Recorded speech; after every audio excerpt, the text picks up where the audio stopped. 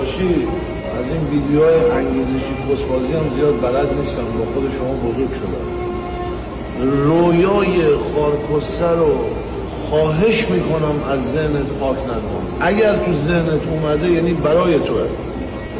حتی اگر قرار قهرمان موتورسواری بشی، موتورسواری بلد نیستی، گرفتی چی شد؟ خواهش میکنم ازت.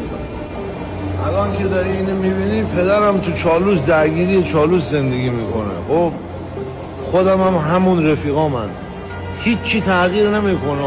اگر خودت باور داشته باشی همه چی همون جوریه. من هنوز رفیقام راننده آژانسن، با پدرم همون جوری، با ننه، خاله، دایی، تو همه. فهمیدی چی شد؟